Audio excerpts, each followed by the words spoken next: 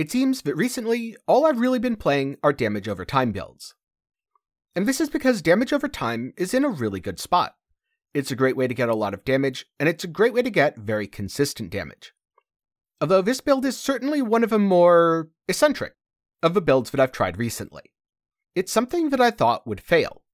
I thought that a Blackflame Ignite, physical scaling, occultist elementalist that deals fire damage, but the enemies take chaos damage, was just going to be a bad meme. Unfortunately, I was wrong, and it turned out to be a very powerful build. It's very fast for mapping since everything catches fire and then explodes just like in an action movie, and because it does between 7 and 12-ish million Ignite DPS, it's incredibly consistent for bossing as well. The problem is that it relies on leveraging a lot of complicated mechanical interactions, which means I don't consider this to be a build that's going to be easy to copy or easy to reproduce. This sort of showcase is definitely not one I recommend copying, and if you do, play at your own risk, and keep in mind that the way I leveled this build was putting on Forbidden Flesh and Forbidden Flame to get Shaper of Flames around level 14. If that alone has scared you away, don't try to copy this because you'll be in for a bad time. So I'm going to start by talking about some of the mechanics that I leverage in this build. I'm going to talk about some of the gearing and how I made several of the items, and then finally give my overall thoughts on this not quite a meme build. To start with, my main skill is Wave of Conviction. This ended up being a very effective way to get a lot of base damage since it starts as Fizz and can be scaled by both Fire Gems and also Lightning Gems. This means that Fizz as extra or Elemental as extra are perfectly valid options. Normally, it can be a little bit difficult to clear with Wave of Conviction, as the faster you recast it, the less overall range the skill has, but since I'm playing an Ignite version, I don't really need to spam it. My Ignite Prolift takes care of most of the clear, along with the Profane Bloom pops. Because of course, there's no point in playing an Ignite Occultist if you're not going to do Ignite Prolift Profane Bloom. If you want to know more about the mechanics of Wave of Conviction, then check out the video in the card. The second incredibly important mechanic for this build is Blackflame. This is a unique amethyst ring that boosts my fire damage over time multiplier, reduces ignite duration, which is a detrimental modifier, and says that enemies ignited by you take chaos damage instead of fire damage from ignite. So if I wither enemies, they'll take increased damage from my ignite because they're taking chaos damage. But fire damage over time multiplier or increased fire damage will also scale ignite's damage because it's dealing fire damage and they take chaos damage. For more on that, I also, surprisingly, have a video on Blackflame, which will again be in the cards. The cards are really useful, use them. Of course, the next mechanic that I'm leveraging is Aegis Aurora. There's nothing that ruins a build for me like just falling over constantly. Aegis Aurora is a great way to almost never die, especially when you combine it with running Tempest Shield, so I also gain the shock immunity. I'm wearing a Grasping Mail with 100% increased global defenses for even more armor, and elemental damage mitigation from the Ruby, Topaz, and Sapphire flasks in combination with my Mageblood. And of course, with mentioning Mageblood, I'm sure I scared a bunch of people off, and I topped it all off with Melding of the Flesh. This way, most damage doesn't actually get to my life pool. It kind of just glances off my energy shield, and I get to laugh at it. Another very important part of a build is the fact that I'm using Shaper of Flames on an Occultist. Shaper of Flames is an Elementalist ascendancy which says your hits always ignite, all damage can ignite, and 25% more damage with ignites you inflict with hits, for which the highest damage type is fire. In other words, I don't need chance to ignite, and I don't need to crit. I'll just always ignite. All damage can ignite, meaning I don't need to just deal fire damage, but I do want a majority of my damage to be fire, which, minus some very unlucky damage range rolls, it should be. My damage will be primarily fire, with a little bit of physical, a little bit of chaos, and a little bit of lightning. In combination with a Fizz skill, this gives me a huge advantage, because Fizz skills often scale really well off of Fizz as extra or Elemental as extra, kinda double dipping, and I can do all of that double dipping with my Ignite build, since all that base damage gets rolled into the Ignite. One slightly unfortunate thing about combining Blackflame with Wave of Conviction, I do lose out on the 15% Elemental resistance shred from the exposure, but I make up for it with being able to apply Wither, and the Wither never expires, which is really nice. The other very nice thing about Occultist is Profane Bloom. Your hexes can affect hexproof enemies, so that's not a mod for me, and cursed enemies that you or your minions kill, in this case always me, have a 40% chance to explode, dealing a quarter of their maximum life as chaos damage. Remember, all damage can ignite, and that's a global modifier, so when they explode, they have a 40% chance to explode, dealing a quarter of their life as chaos damage, which can ignite. I don't know if anyone remembers that Detonate Dead Ignite was so good because it scaled off enemy health. Well, Detonate Dead scaled off of 6% of an enemy's health. This is 25. It's missing support gems, so it's not necessarily going to be as powerful, but when I kill a boss and that boss explodes, oh boy is the Ignite juicy. I'm of course leveraging several other mechanics, including things like Divine Shield for additional defenses, Glancing Blows to cap my block, Ashes of the Stars because it lets me fit an additional aura, and all round lets me leverage a bunch of alt quality gems, and of course Sin's Rebirth, which gives me Unholy Might. While this might not be the best way to get Unholy Might, it was the most efficient that I found. The overall effect is a reasonably tanky, super fast build that does a lot of ignite damage, has great clear, and reasonable single target. The build's weakness is definitely recovery, which is why I focused on grabbing the entire life recoup wheel over by Infused Flesh, the idea being that damage would splash against my energy shield, and I'd have enough time to recoup the damage that I'd previously taken. Being Blackflame is also quite nice, since I can go get the Chaos Mastery for 20% increased effective Wither in combination with Corruption for 35%, so that's an additional 55% of the Wither effect, which is 6% increased damage taken, stacking 15 times. It should always be up because it never expires, and I apply quite a few with my Anomalous Withering step. Now that I've taken time to talk about the mechanics I'm leveraging, and before I get into the itemization, I wanted to take a minute to remind you that if you're enjoying the video, or if you find the information helpful, please leave a like, as it really helps me out with the YouTube algorithm. The more people who like and comment, the more people who see the video, and hopefully the more people who learn about Path of Exile. On the other hand, if this build really isn't for you, in the near future I'm going to be talking about something that's also very fast, but set up very differently. That might be more of your taste, so sub to the channel and ring the bell to be notified whenever I upload. Finally, if reading's more of your thing, I will have a summary of this video over on my Patreon for any patron who's at a $5 or higher level. It's the same information I go over here, just in written form so you can go over it at your own pace. But for now, let's start talking items and itemization. Starting with my weapon. It's a Scepter, because I don't scale off of spell damage. Remember, spell damage would increase my hit, but not the ignite inflicted from that hit. It has +1 all spell, +1 lightning spell. Remember, you could use physical spell, fire spell, or lightning spell if you want to scale Wave of Conviction. This will affect your auras a little bit, with physical technically being the best, but this is the weapon that I got, and I didn't feel like paying a lot more for a weapon that wasn't really going to do that much extra for me.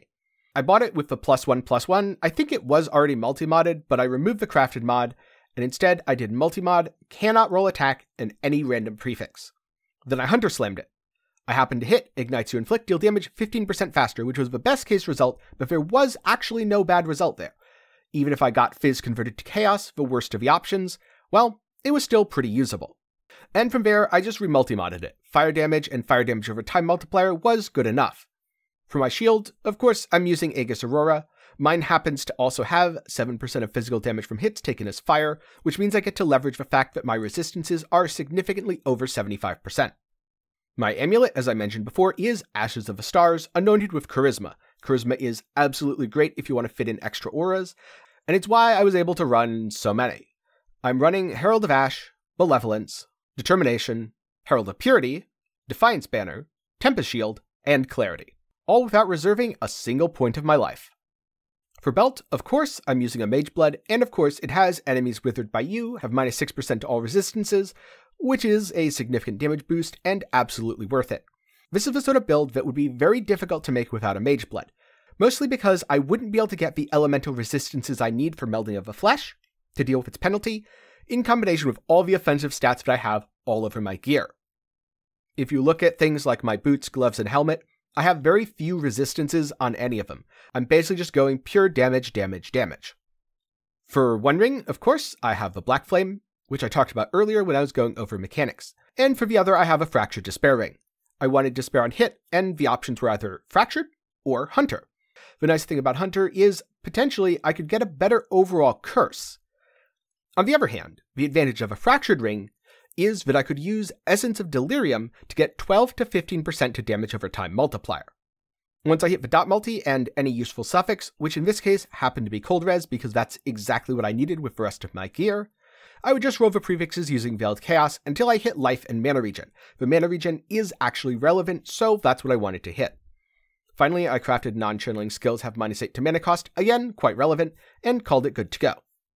My gloves were made by taking fire damage over time multiplier, and any mod, elevating until I got fire damage over time multiplier, Culling Strike, and any mod, and not elevating because I forgot to on the pair that actually rolled the best, and then Awakener orbing them together on an Apothecary's base. This gave me roughly comparable dot multi to a fully elevated Eldritch Implicit, but gave me access to Culling Strike, something that Eldritch Implicits don't offer. Finally, I finished the item by doing suffixes cannot be changed in Veiled Chaos until I hit +2 to socketed AoE gems, because that's a great way to boost my auras by a couple levels. If you wanted to save some money here, you could easily go with Eldritch Gloves. They'll be pretty comparable, but you'll be losing out on the Culling Strike. For my boots, I bought Elevated Hunter Boots with Ignites you inflict deal damage faster plus Ignite Duration, a stat that's surprisingly relevant given the Ignite Duration reduction on the Blackflame. And then, because I wanted to go fast while clearing maps, I added Elevated Onslaught, which was probably quite expensive, and again could easily be skipped if you're trying to do this on more of a budget. Not something I advise, by the way. If you don't have a big budget, I do not advise playing this build. The Onslaught doesn't really do anything on bosses, but it doesn't need to. Feels great while mapping though, and gotta go fast. I slammed them together, then I did, you guessed it, suffixes cannot be changed, plus Veiled Chaos. I blocked a junk mod, and unveiled until I got movement speed and cannot be chilled. I happened to also hit armor and evasion, but that's just a little bit of icing on top. Now, I'm sure this is hardly a surprise, but the helmet was made in exactly the same way, except in this case, I didn't make it. I bought it, it was 19 exalts, and that was a really good deal given that I needed the tier 1 lightning resistance to actually cap my res. It didn't have to be lightning, it could have been any resist, but rather than put a bunch together with elevated mana reservation efficiency and elevated chaos damage, I decided I'd just buy one that had everything I wanted already, and was good to go. I did, however, fix the prefixes with, wait for it, if you guessed, suffixes cannot be changed Veiled Chaos, you'd actually be wrong. I used a Krakik Maw, which is a beastcraft that is essentially an Exalted Orb for any influenced item. I blocked and hit it with a Krakik Maw. I decided that I would redo it with the Veiled Chaos if it failed, because I did still have that open affix, but I got Hybrid Life on my first try, and I decided that was good enough. The important thing here is nearby enemies have -12% to chaos resistance works, because even though I'm only dealing fire damage, they're taking that damage as chaos. So shredding their fire resistance by nearby enemies have -12% to fire res would not have actually done anything. Even if, let's just say, I had the Warlord Elemental Damage prefix, that would scale my damage because I'm still dealing elemental damage. I know, this gets a little bit confusing. For my chest piece, I took a Grasping Mail that had life and global defenses. As I remember, I got it for pretty cheap because all the prefixes were full. Then I split it. I ended up with an open prefix. I then used Eldritch Chaos to roll the suffixes, and I didn't put a lot of effort into this because most of my effort was going to go into rolling the implicits. All I needed was decent dexterity and lightning res. A second res would have been great, but at this point, it was just icing on the cake.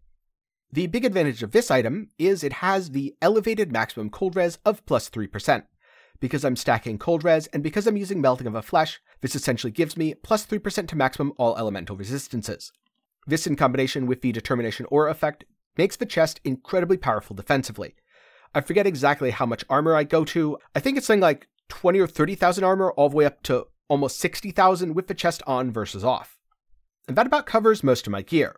For my clusters, I actually found that using elemental damage and fire damage larges weren't that great. Instead, I'm using fizz larges. This is because all the base damage is fizz, which means there's a reasonably good amount of scaling there, and you get access to Grim Oath. Gain 10% of physical damage as extra chaos damage. This rolls into the Ignite really nicely, and combines to do a lot more damage than you'd get with Ellie clusters like most people would go with a traditional Ignite build. In terms of the mediums, the exact jewels themselves are unimportant. Instead, I targeted specific highly valuable notables, and then just filled in afterwards. Something like Wasting Affliction, Blowback, or Circling Oblivion was quite nice, but all of those are just damage, so they didn't really matter too much which one I used. What was very important, though, was to have one Brush with Death cluster. This gives me 1% life and 1% energy shield on kill, which is very important as this build is very lacking in recovery, in combination with Fan the Flames. Fan the Flames is great because it automatically pro-lifts all my ignites. It has a radius of 15, which is pretty generous, and I didn't have to worry so much about getting Ignite pro-lift into the build. From there, the only other important note is I'm using a Watcher's Eye with about 60% reduced extra damage from crits, and combining that with Sanctum of Thought so that I'm basically crit immune. Being crit immune or highly crit resistant is more and more important on a build with a relatively low life pool, because usually if you get blown up, it's because you got crit. And while I could be wearing something like a brass dome, that would be perfectly valid, I instead went the grasping mail route, though I do think brass dome is worth considering. So that's a quick overview of my gear, why I'm using it, and the sort of effort that I put into making it. Originally, I wanted to play this build because I wanted all the advantages of a speed clear Ignite build, but I didn't want the disadvantages of being super squishy and having terrible single target. Now, on my RF build, I got around that by playing an RF build that leveraged Fire Trap. But of course, Fire Trap isn't very good at making enemies explode, and I very much wanted Explosion Chains to go and clear entire packs. And for part of this build, I very much wanted Explosion Chains. They're a great way to accelerate your clear, usually at the cost of single target, because usually you're min-maxing around something that takes resources away from whatever you're doing for single target damage. And that's where the Shaper of Flames came in. Because I'm using Shaper of Flames, it benefits my single target. Wave of Conviction has very high base damage, which makes this build an incredibly effective boss killer. And yet, when it came to speed clear, I had all the advantages of a squishier, faster build. Keep in mind, it's commonly said that your build can either be good, cheap, or fast. And in this case, the build is good, and it's fast, but it's not cheap. I also expected that I'd abandon the Blackflame, that I'd abandon the Occultist, and that I'd just go Elementalist and end up forking out the 80x or so to get Profane Bloom on an Elementalist. But the more I played it, the more I found that Occultist was actually super effective. I liked having Malediction for the dual curse, and of course, even though it wasn't a lot, I did gain more damage from Withering Presence, plus it capped my Chaos Res, something that I found out was very important when I tried Forbidden Power. On paper, Forbidden Power looks a lot better, but in practice, it's pretty garbage. You definitely want to take Withering Presence here. I made the build initially as a speed mapper, but I've killed Crystal King with it, I've killed most endgame bosses, and I found it to be less of a meme and more of an incredibly effective all-round build. Again, to be clear, I don't advise trying to copy this one for one. I don't advise trying to copy my gear. And I don't necessarily advise trying to copy my setup. But hopefully you've been able to learn a lot of what makes this build tick, and maybe you can incorporate some of these mechanics into your own builds. Thank you for watching. If you have any questions, be sure to put them down in the comments below, or join the Discord, where you can ask questions, get build help, and hang out with the community. A special thanks to my patrons and YouTube channel members. They're awesome, and they get to show it by having their name on screen in the credits of all my videos. So if you want to see your name here, be sure to check the link in the description.